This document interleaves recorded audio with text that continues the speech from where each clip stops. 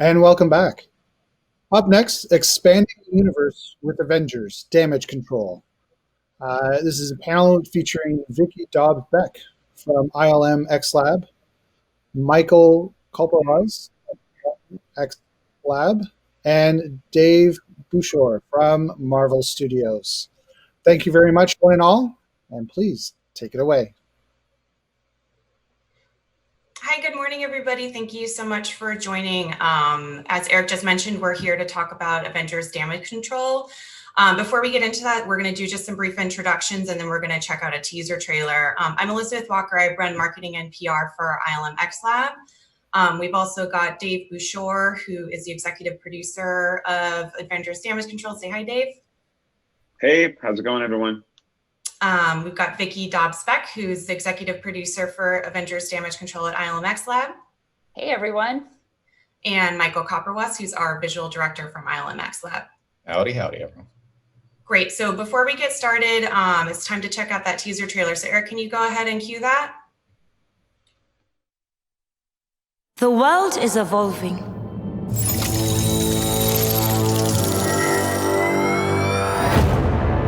Wakanda is looking for the most qualified recruits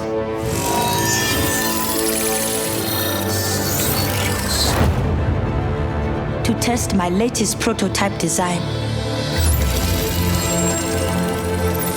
Your time is now.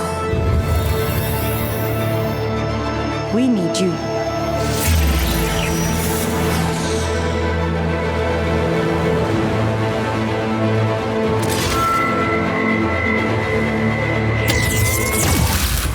Are you ready? Let's get you suited up.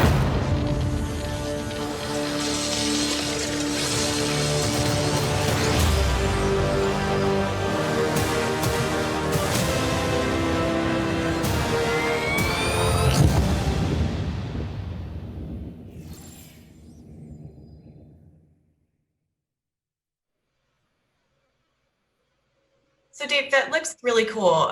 Can you just walk us through what we just saw? What do you do in the experience? Who are you? And what's up with these superhero-like amazing suits? Yeah, I can. Hey, everyone. Nice to see everybody virtually today. What you just saw and actually made me feel really good for a second to hear that Avengers music playing. Gave me, feels good in the background there. But what we saw was our Marvel Studios' first foray into virtual reality storytelling. That was sort of just a teaser trailer that we launched at New York Comic-Con last year to announce the experience that we were doing with ILMxLAB and The Void. And what those suits are were sort of a prototype design that when we got into developing this experience, we had a long conversation around who would develop a really awesome piece of armor that could be deployed to the world in times of need. And it was sort of a large conversation around, who would Tony Stark trust with his tech, and who's the most technologically advanced nation on the planet. And those were sort of easy questions to answer. And it was a mix of what Shuri would do if she got her hands on some Iron Man tech and a Black Panther prototype. And what you saw was something that we were super excited by when we saw, just even the initial concept art and had the initial conversations, because just as fans, it was like, that would be a fun thing that I'd want to get inside of. And so that was just a very short look at what we ended up putting into the experience from a suit perspective. Awesome. I know you and Michael both worked on a number of different sort of early designs. Maybe we've got some of them here up on the screen. Maybe you guys can talk about a little bit about where that started and where it ultimately went, which is the sort of the two square images that you can see on the right. Yeah, definitely. Yeah. Sorry. Go ahead, Kyle. Oh no, you do it, Dave.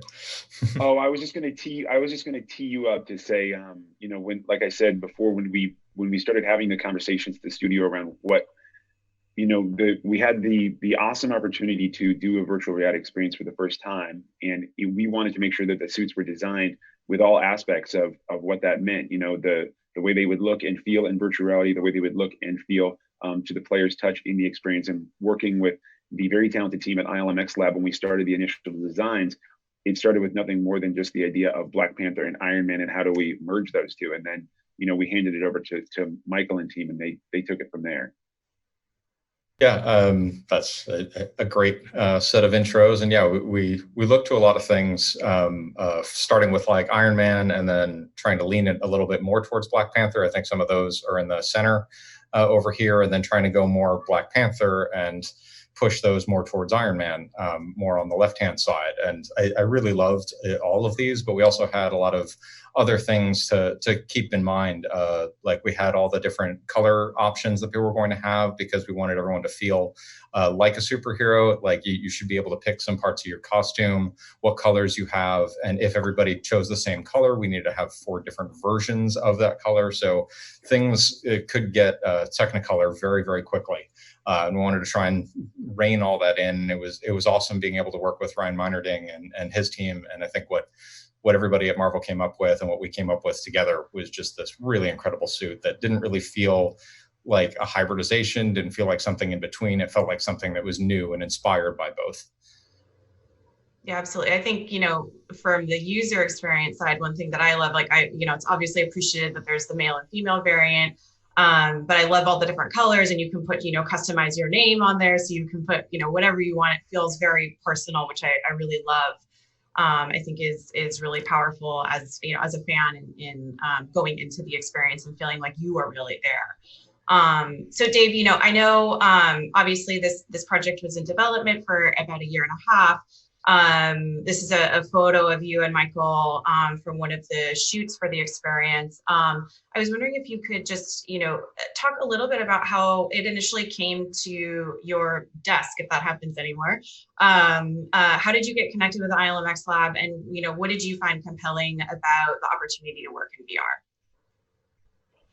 Well, I think, the way we got connected, and I think where it all started for us was, through the initial introduction through the technology team at the Disney Studios, and obviously to the ILMxLAB team. And we had sort of heard through, different channels within the studio, and this was obviously a couple of years ago now, that these types of experiences were being developed with other studios. And that was sort of an interesting conversation. I had always been sort of a champion for VR storytelling internally at Marvel for a few years. We didn't have the opportunity to do anything. And then we got a chance to go over and do a walkthrough of the Secrets of the Empire experience that ILM had developed with the Void prior to our experience. And, we took the executive team over there and we all went through it, and everyone came out and was like, okay, that was amazing. That felt like we can actually finally do something with our characters, much the same way we do with the Parks and Experiences team, which is give people the chance to get immersed in a world that they've always wanted to be a part of. And then from there, it just sort of started with a conversation of, we believe we can bring the characters to life the right way. And that partnering with ILMxLAB and the Void, it's going to feel authentic. And then it was, where's the most authentic place to start? And it really started around Iron Man 1. It really started around giving people that opportunity to step inside of a world they've always wanted to be a part of. And it all started with that film. So we really looked at things like the HUD design, which was a first for us. And we looked at the suit design, which we already spoke about, but everything was sort of rooted in, we can finally do this for the first time. It was finding those technological limitations. And from a story development standpoint, story development was the really driven by the technology, because there were so many options. It almost hampered us. It was amazing what the ILMxLAB team was able to do with Secrets, that we were like, okay, can we take this text and take this to the next level and take this to the next level? And that's where Vicki and Cop gave us the opportunity to really do that. Yeah, that's great. It's a great segue to my next question for Vicki. So, Dave, you just mentioned Star Wars Secrets of the Empire. There's also Ralph Breaks VR, which are 2 experiences that were produced by ILMxLAB in close collaboration with the Void. So, Vicki, when things were sort of percolating on the Marvel side and the conversation started with ILMxLAB, what did you find, particularly interesting about the opportunity with Marvel Studios in a new area of storytelling?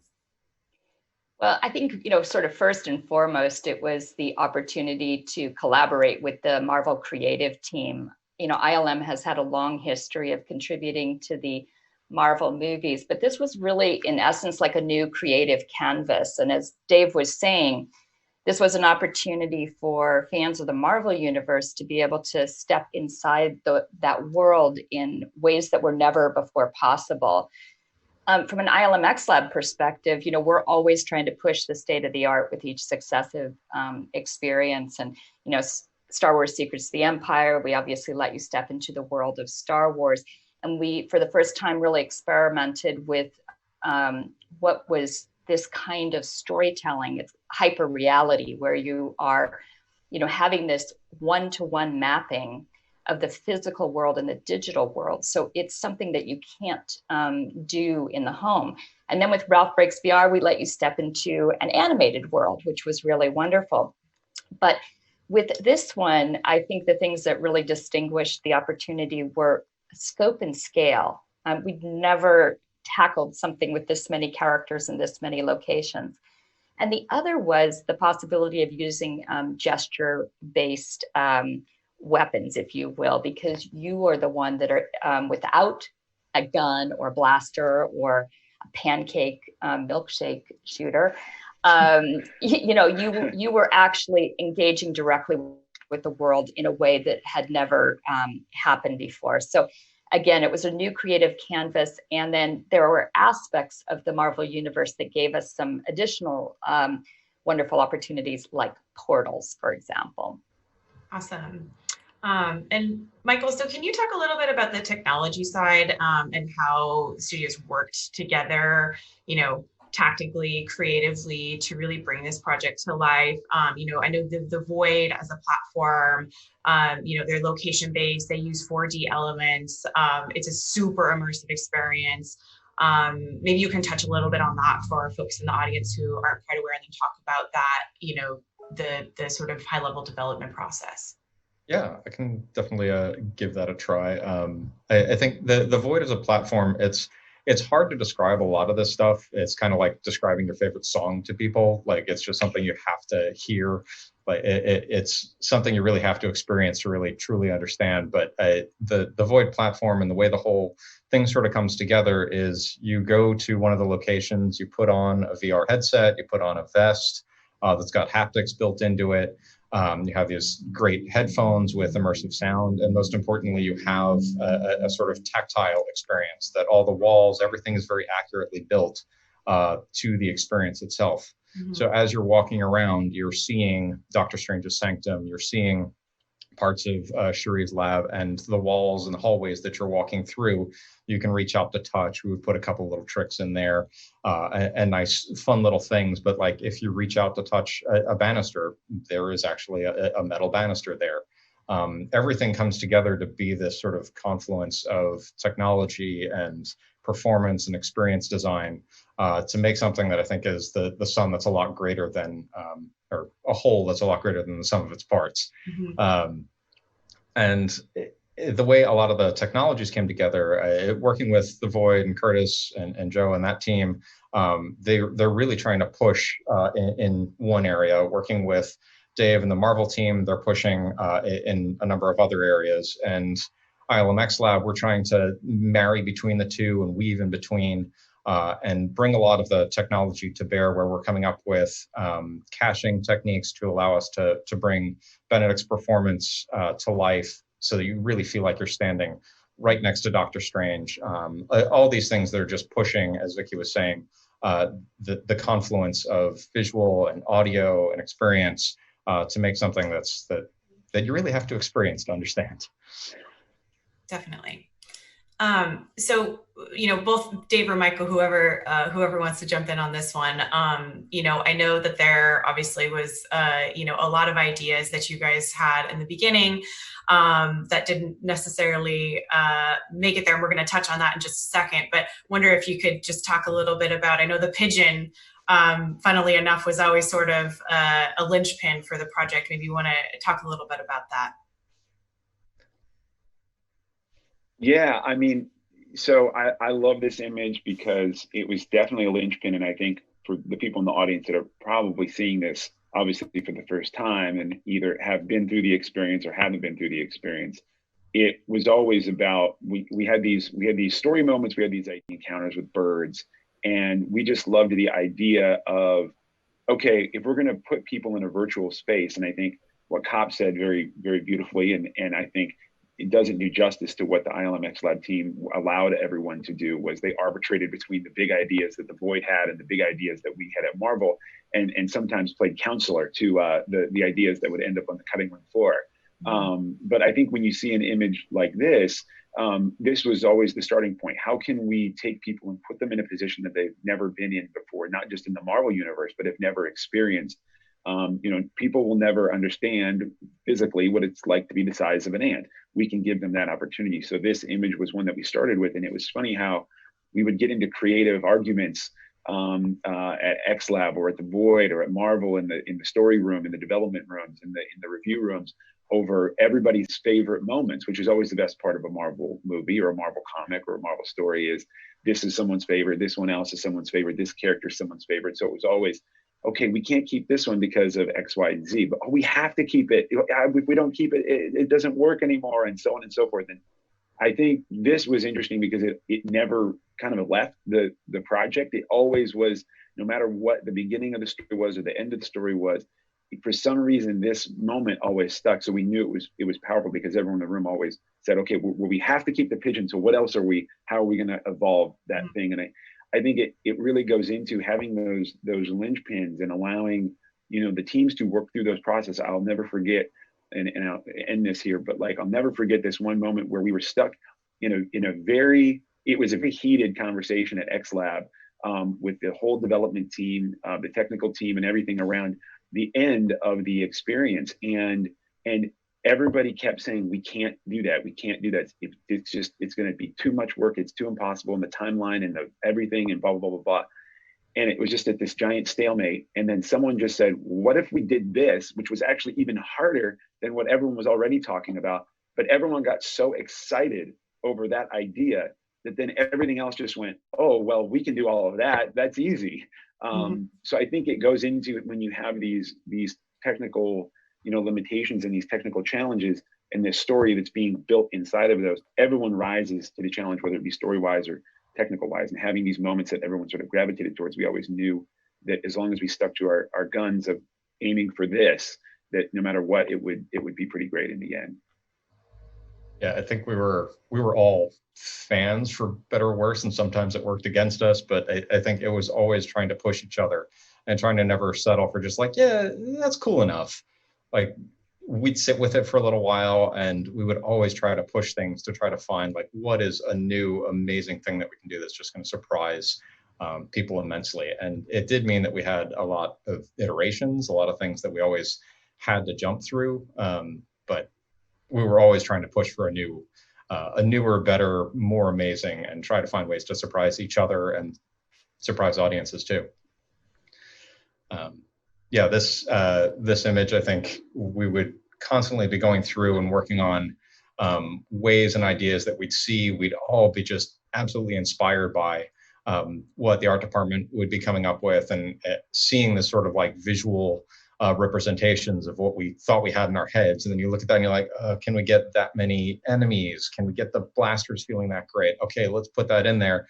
But then we all have to just go in and draw over it, paint over it, make changes, find ways to make this even more and even bigger and even better. I think what Cop is alluding to too is what was great about it was a true marriage of sorts of this new technology, which has obviously been around for quite some time, but now it's really allowing people to do big things, is that we didn't have to change at the studio our development process. I think that was, if we're talking about linchpins, XLab and the Void, really gave us at the studio at Marvel the opportunity to use the people that we use on projects, our creative development teams, our concept art teams, our visual effects teams. We had a lot of the talent involved from the films. The filmmakers were involved. We had the same core story development team that reviews everything on the films involved. And I think that was what you see here is, a lot of scratch on the screen, but that's just always the process of developing anything, whether it be for film or for TV or for anything else. And so we're so lucky to be able to just transition right into that same process with ILM that does that on all of the films.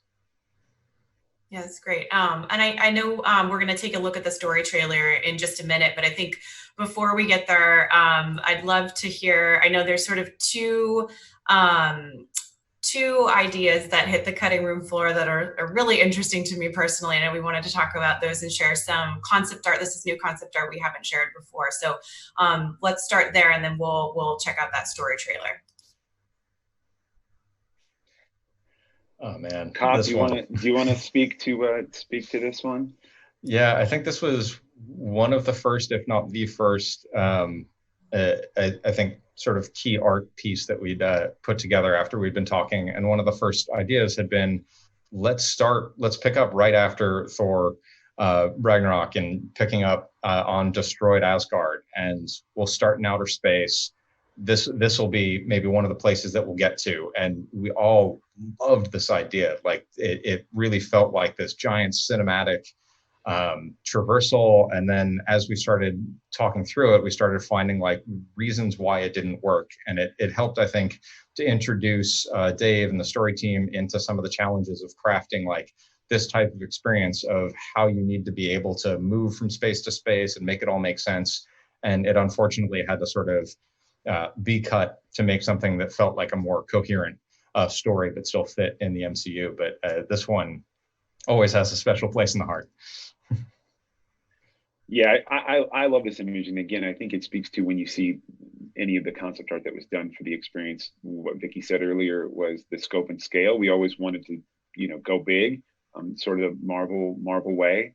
But I think what we did always try to do was, how can we allow people to step into the moments that they loved from the films from a different perspective, right? Because everything about the MCU or the Marvel universe it's just someone else's perspective. It's another character's perspective.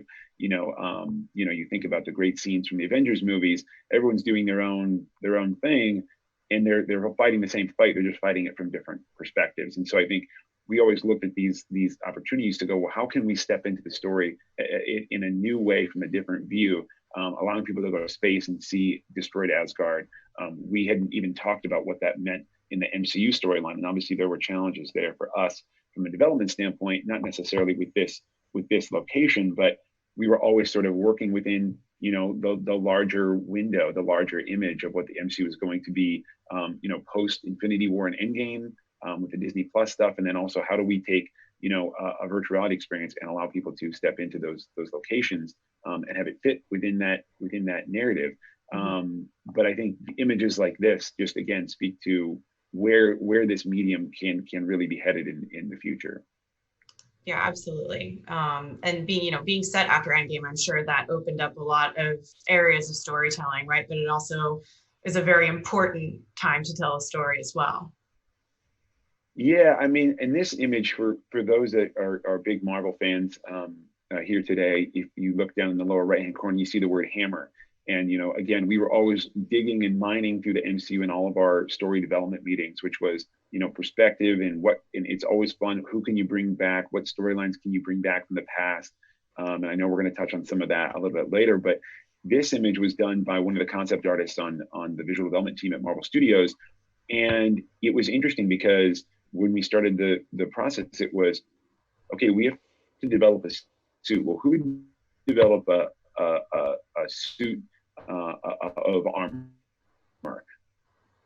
Okay, well, Tony would Tony give it to everybody? Have access to this type of technology. In the Justin Hammer storyline, what we always loved from Iron Man 2 was a really fun entry point. And then we were, we're of course working at ILMxLAB and looking out the window, Alcatraz, and there's always fun storylines from the MCU and from Marvel Comics of West Coast Avengers and different things. And, Alcatraz was always something that was changed around in the comic storyline. So we thought, well, what if Hammer Tech put a facility on Alcatraz Island? That both makes it something that we can reference. And I think Kop could speak to a little bit of even some of the early development that went into, trying to do scans of Alcatraz so we could start doing some of this. So again, the cutting room floor was a fun place. And I think some of these things could even show up in future experiences.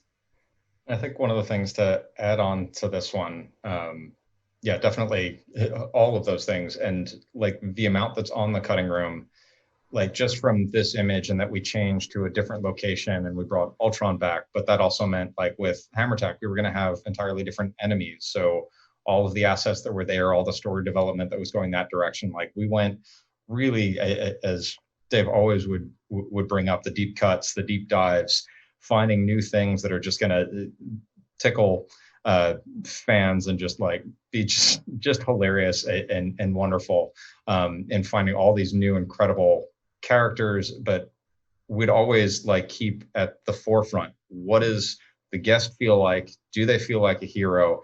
Having those strong pillars so that they can say, like, I'm moving from place to place, and to feel like you're really about to join with the Avengers and defeat this uber baddie and save the world. Awesome. Well, speaking of that, I think it's a great time to check out the story trailer. Eric, can you go ahead and cue that up?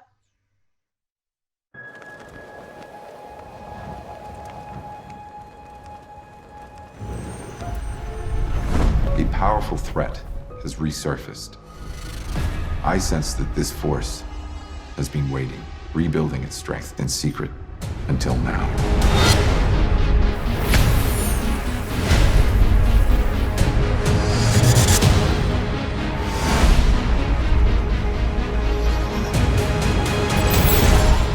Are you guys the new recruits? You fail to see the big picture.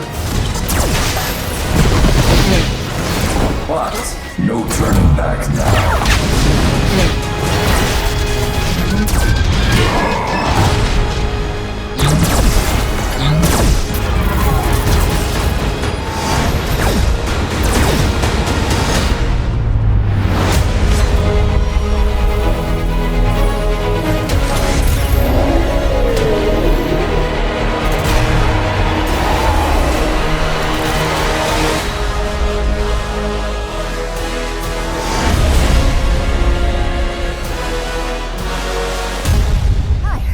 Strange sent us. We're your backup. That wizard glow circled right into the middle of our date. Scott, popcorn on the couch and reruns of Golden Girls is not a date. Stop calling it a date.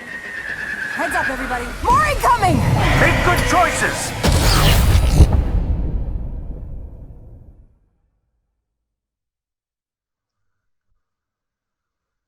Great. So, Dave, obviously, oh, I'm getting an echo. Okay, there we go. Thanks. So bringing back Ultron seems like a pretty big decision by the studio. How did that come about?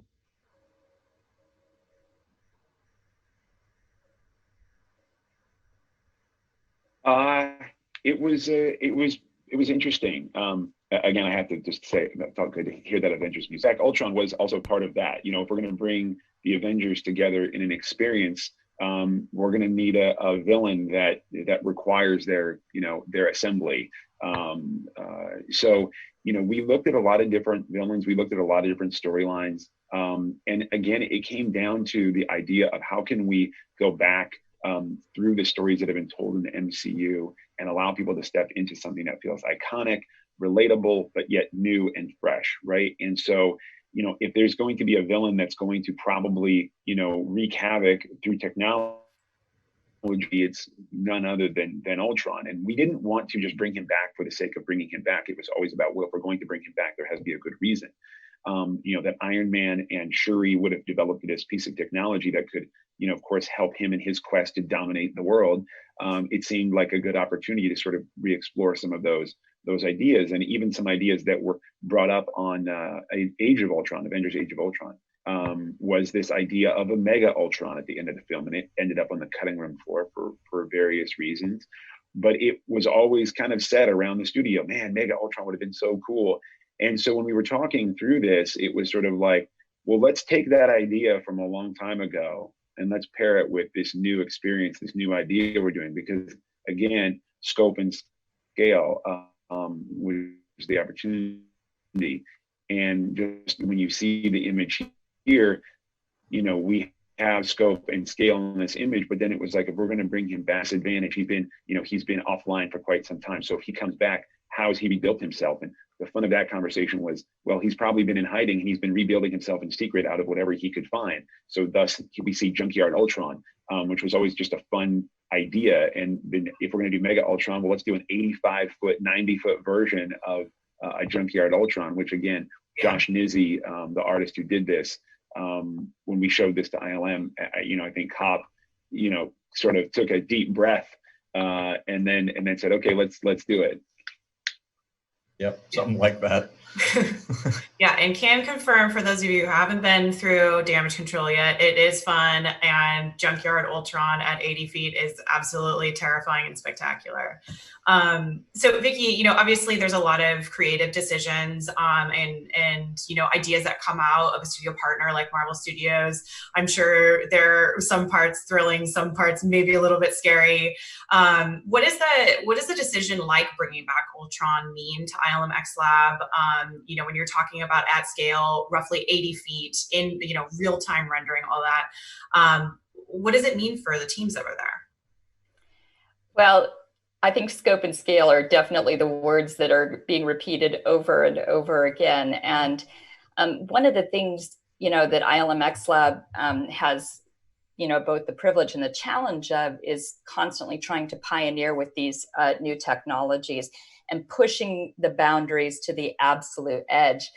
And one of the things about these interactive experiences is that they are constantly, coming together, then breaking, and then coming together. And it's this really iterative process. And Dave said something earlier that reminded me that it was literally a year ago at AWE. I had just finished speaking and I went outside and I was talking to one of Dave's colleagues on the phone.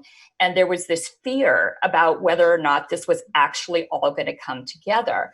And, I realized how much you have to have courage through these kinds of development process and just believe that we will be able to ultimately deliver, because we had a responsibility not only to Marvel, but to ILMxLAB's vision, which is really about, our brand pillars are compelling narrative and the highest quality visuals and audio, which are increasingly challenging when you're talking about something of this, scope and scale. And then we had to have meaningful interactivity and push the state of the art. So it was, all I can say is it takes courage to keep innovating on virtually every level, whether it's creative or technological.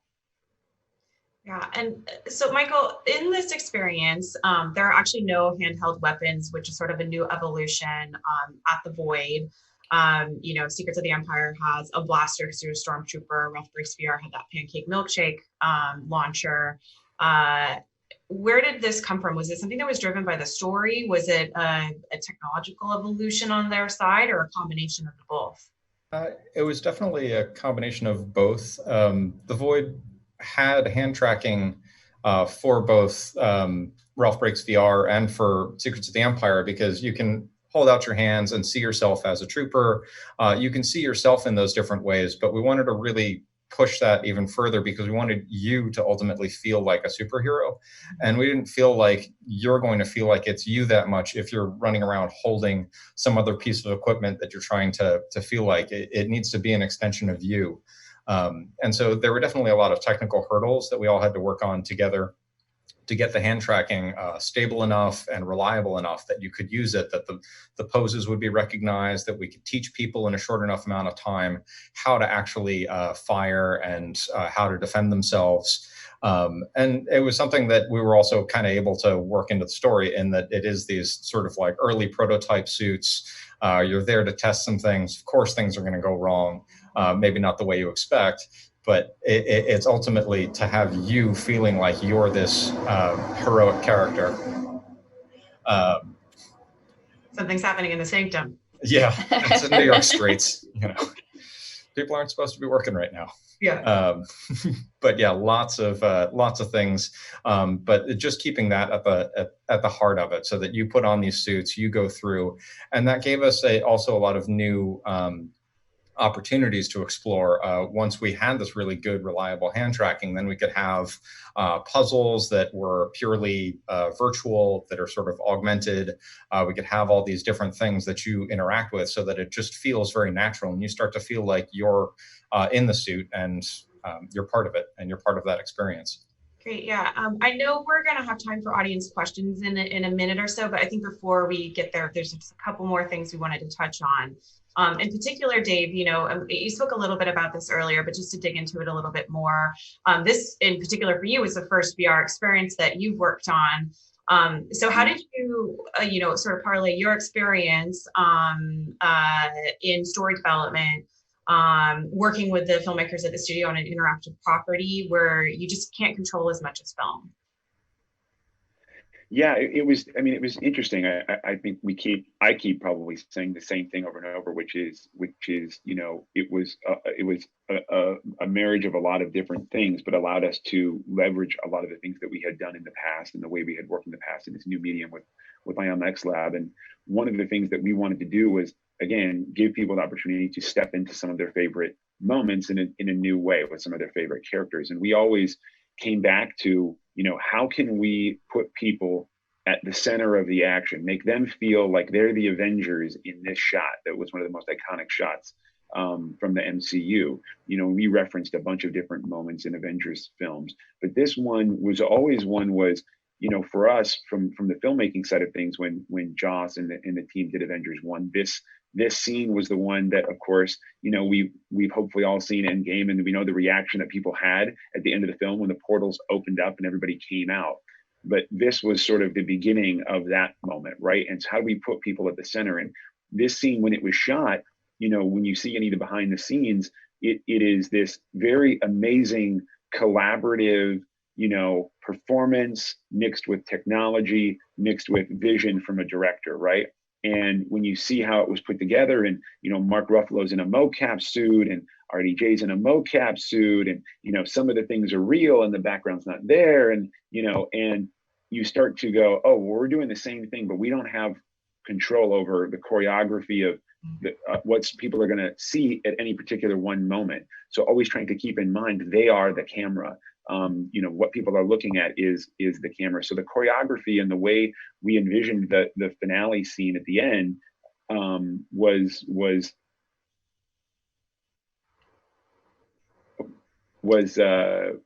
how do we choreograph things, and how do we build the sets in virtual reality so that people feel like they're arriving at that scene from the angle we want them to see it from as best we can, and allow them to then look around from there. And I'll let Copper talk a little bit about that, because I think the end scene took a lot of creative chops on the ILM side to bring people into feeling like they are at the center of what you saw in the story trailer. Was that Avengers music playing? We have the same music playing when you come up, and you feel like you're a hero in the center of the action. I'll let Cop sort of take it from there.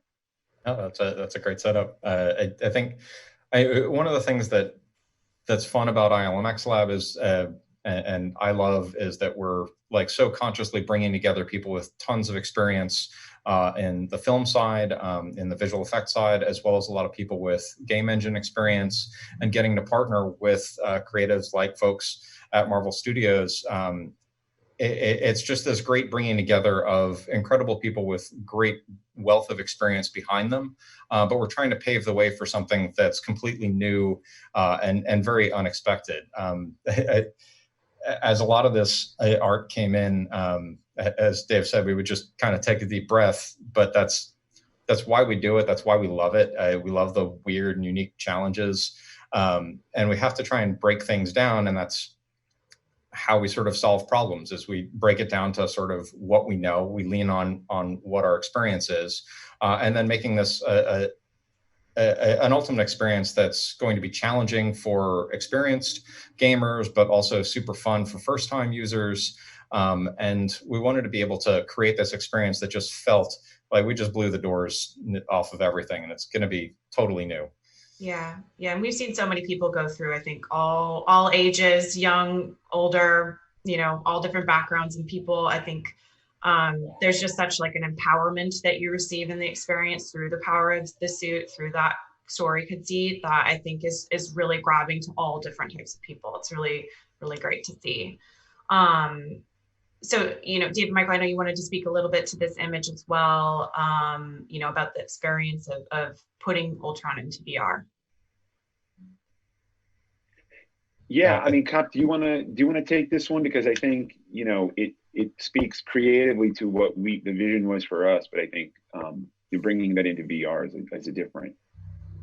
Yeah, I think it was another one of those kind of mixture confluence type pieces, and the boards that we were just showing earlier is how it would sort of like think through the story beats and how it would go through, but ultimately we need to get everybody into a VR headset and try to explain like how you tell this story without a cinematic camera, and how we can sort of get Ultron feeling like this giant character, but not overwhelm people. And he's so big and he's going to be moving very quickly that if all the action's happening around you, people are going to feel overwhelmed and lose what's happening. So we had to find a kind of balance all of these different things. And we can always try to find new little ways that we can like mine a couple of seconds. Dave, I think it would be awesome for you to touch on sort of the button at the end that we brought up. That was just kind of a funny moment, but like, okay, it's a Marvel thing. But yeah, if you want to speak to that. Yeah, I mean, it was interesting. Again, for those who may have done the experience or not, it was always looking at it from, you were doing a virtual reality experience, but we're doing a Marvel virtually of those elements. And I think if you go from something this big and this epic and this much fun, there's always going to be this fun underpinning of how can we put some snark in there? How can we put some humor in there, some levity right after you have this enormous, moment. And it was this fun of, do we have we need a cameo? Who would come at the last second, credit for everything? And so we just had this idea of Korg, for 12-foot rock creature from another planet that teams up with Thor, and he's wasted, played by Taika Waititi. And so we knew that if we could get Taika to be involved, and he was so gracious as to lend us his voice, that we could write something really fun for the end. And it was just those moments where Korg shows up and takes credit for the whole battle. And then, of course, he puts us on cleanup duty, and he's going to supervise, but he's going to supervise from this other dimension. And, when we were just going through those lines with Taika, Taika probably gave us, 187 great lines, and we had to pick the best 2. And I mean, it was just that wealth of riches that was brought to the entire experience, just even in little moments like that made it so much fun, but also so hard to pick and choose. Awesome. Yeah, I think the Korg moment's probably my favorite thing in the entire experience for sure. It's a perfect Marvel moment. It's perfect. So, Vicki, I know we've talked a lot about, this project in particular and how it came together. I'm wondering, in your role as executive in charge at ILMxLAB, if you could give us, a sneak peek at where your mind's going to the future of all this stuff. I know you obviously lead the strategic vision for the studio, and you're really pushing a lot of these, groundbreaking projects. So what are you excited for? Where do you see things going for LBE? Well, despite the challenges that COVID has obviously placed for the location-based industry, I still continue to believe it's a really important part of our future, because there are things you can do in locations that you simply can't replicate in home because you control 100% of the environment. So we started ILMxLAB, and we talked about, having people step inside our stories.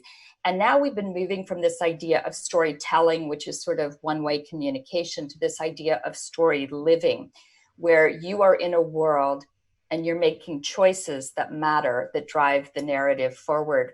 So where we're trying to take that is to a place where we have connected and complementary experiences. So we're looking at the overarching creative holistically, and then trying to essentially create individual experiences where each can stand on its own, but taken together, the whole is truly greater than the sum of the parts. And I also think there's going to be a much more interwoven designs between home experiences and locations, so that you're kind of constantly moving and flowing. So I'm incredibly excited about the future. This was obviously an important and big step forward for us in that vision. Yeah, absolutely. Well, thank you. Thank you. Yes, so did we want to do questions?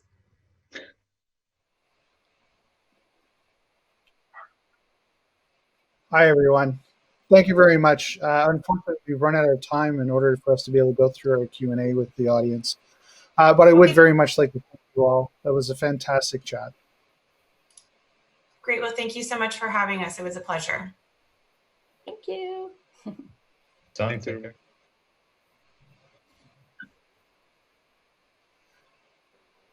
Thank you, everyone. We're going to take a short break, but we'll be back in a few minutes with our next session. Thank you.